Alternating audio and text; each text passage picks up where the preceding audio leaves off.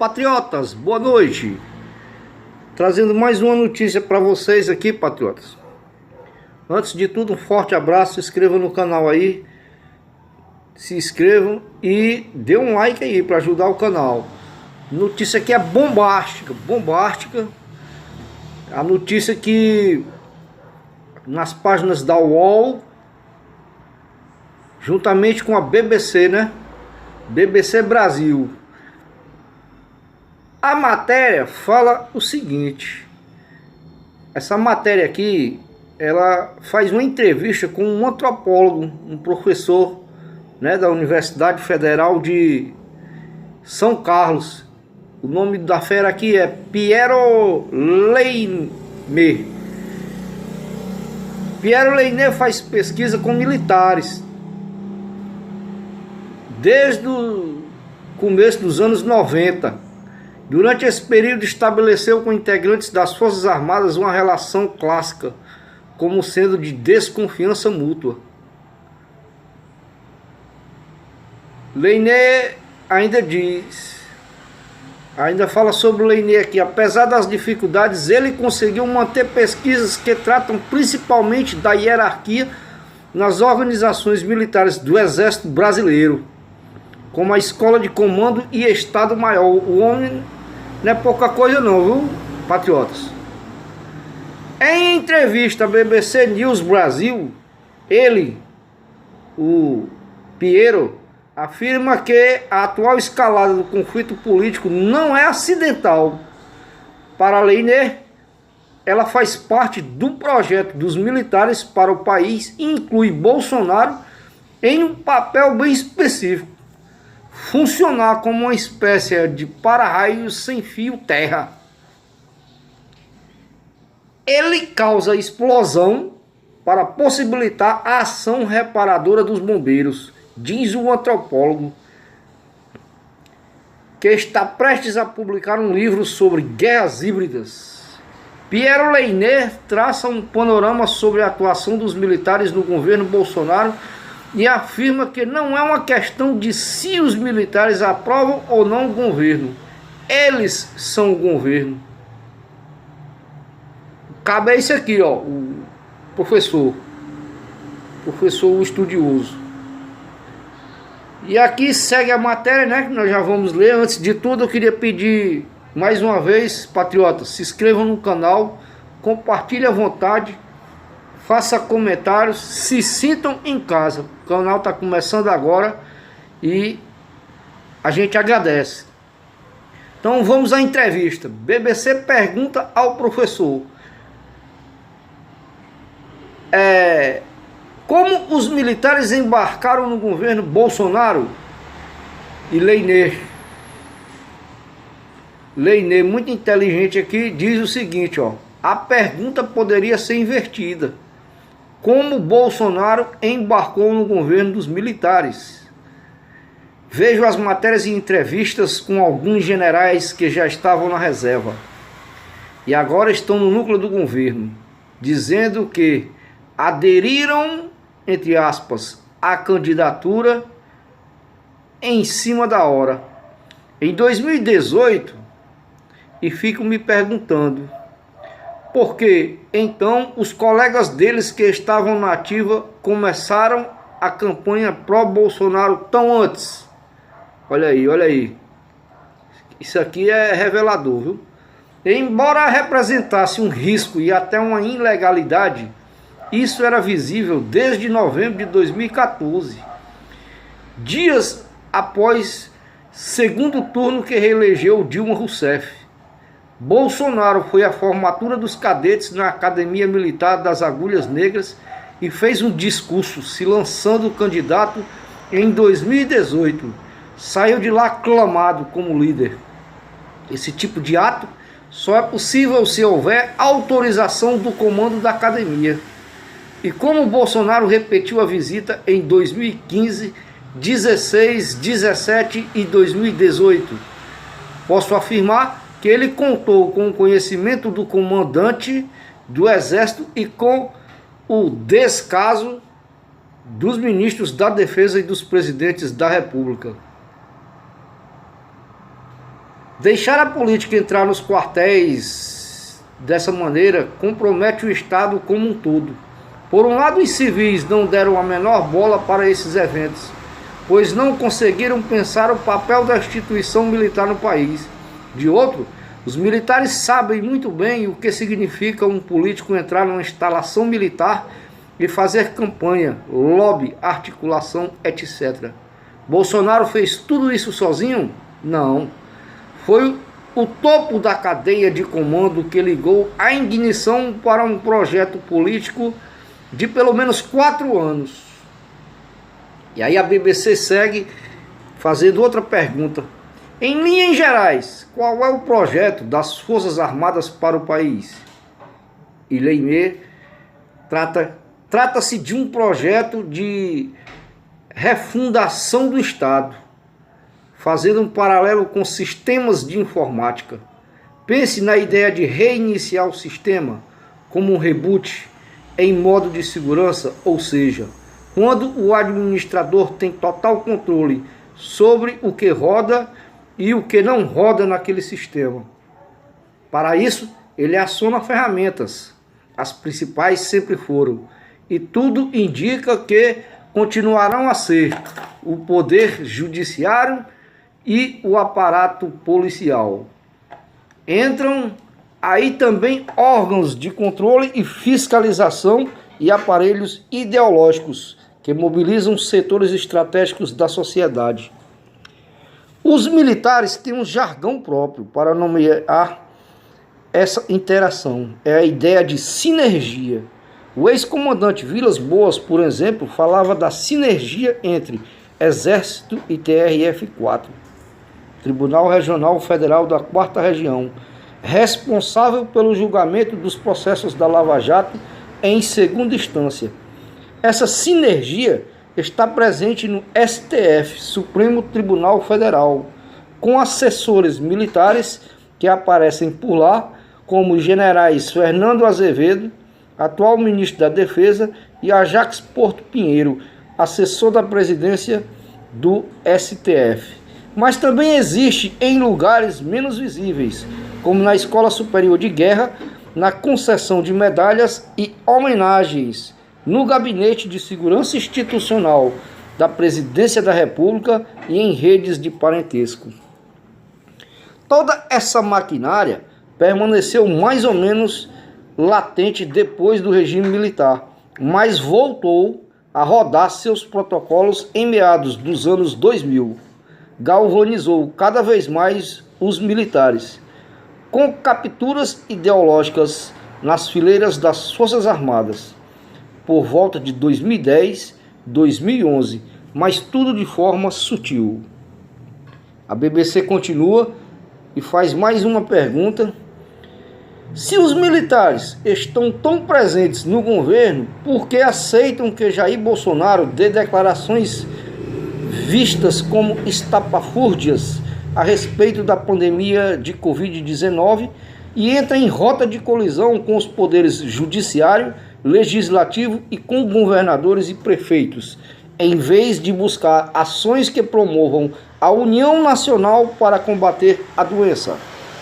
E mais uma vez, o professor responde. As declarações de Bolsonaro não são estapafúrdias, apenas diante da pandemia.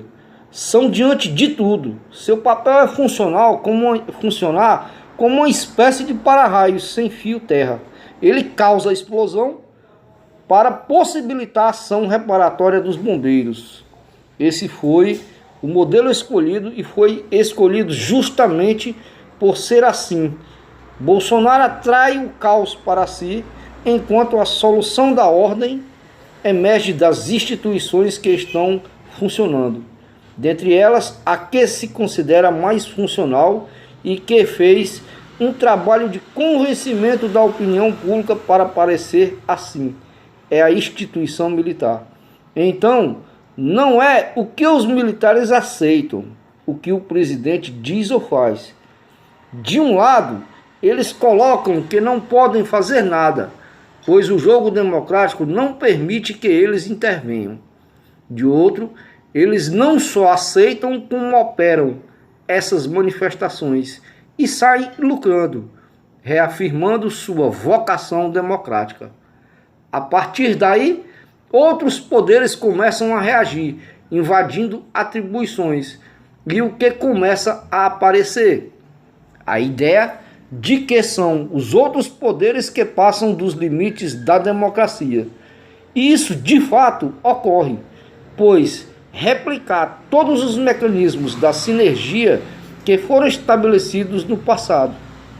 Assim, uma retroalimentação dessas posições.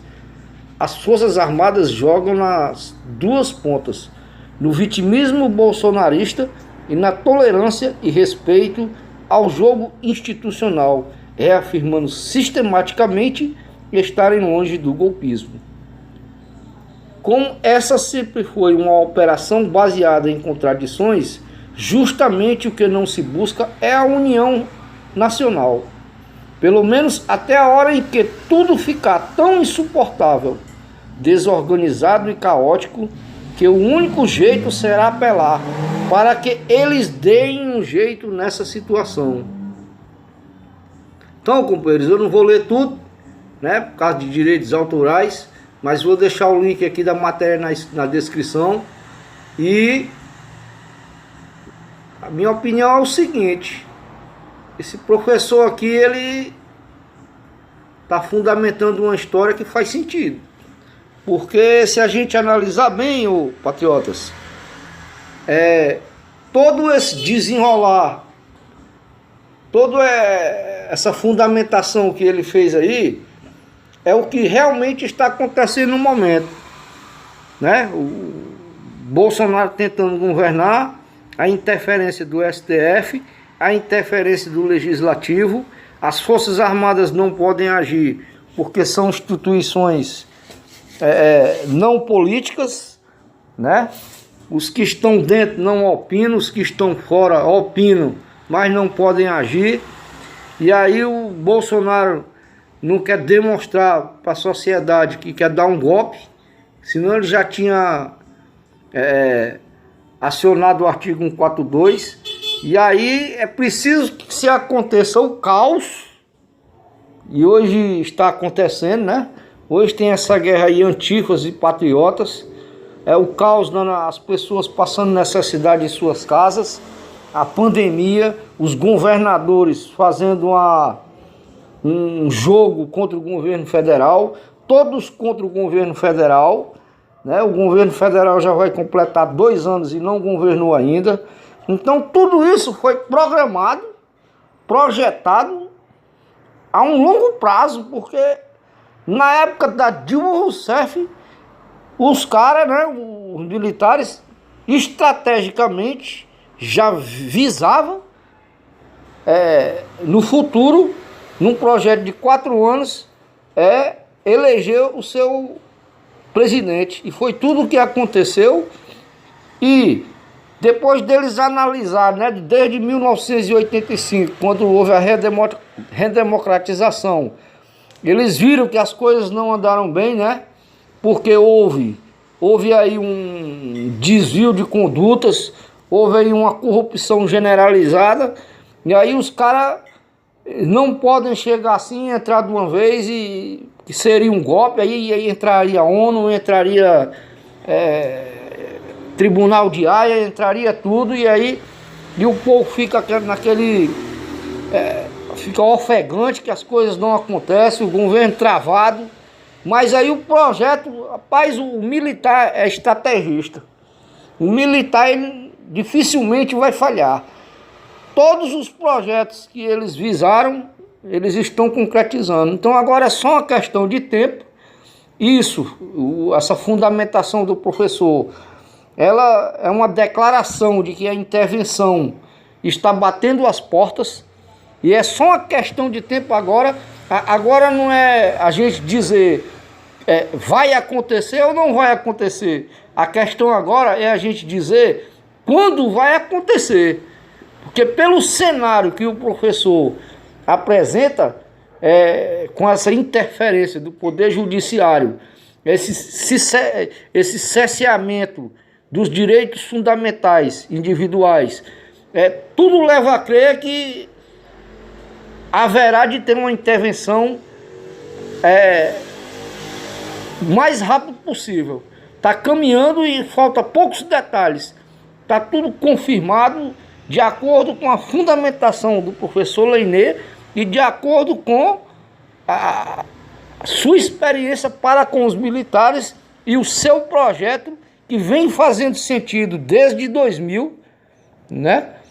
E agora é só a gente aguardar e que a gente espera que o cenário mude em breve.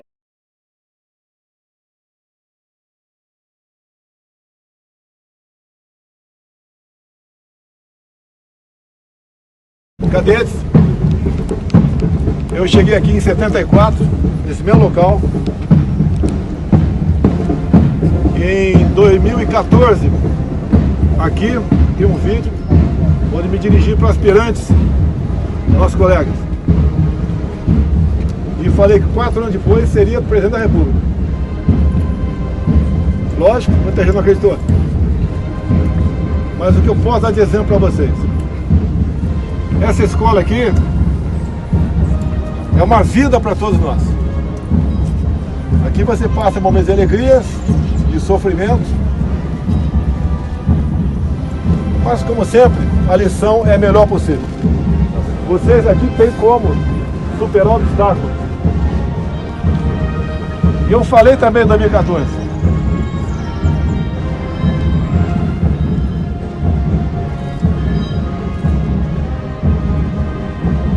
Que tentariam me matar. Não é bola de cristal. A minha idade, a minha experiência permitia antever esses problemas. E estava fazendo aquilo pela nossa pátria. Sabia como não está sendo fácil comandar o Brasil. Mas hoje nós temos um presidente da República que acredita em Deus, respeita seus militares, defende a família e deve lealdade ao seu povo. É servir a pátria sem estar fardado. O nosso compromisso, a nossa lealdade com o destino da nação não é apenas enquanto estamos fardados. Ele prossegue até os últimos dias de nossas vidas. Desejo nesse momento boa sorte a vocês. Se dediquem, se preparem, que o Brasil espera de todos vocês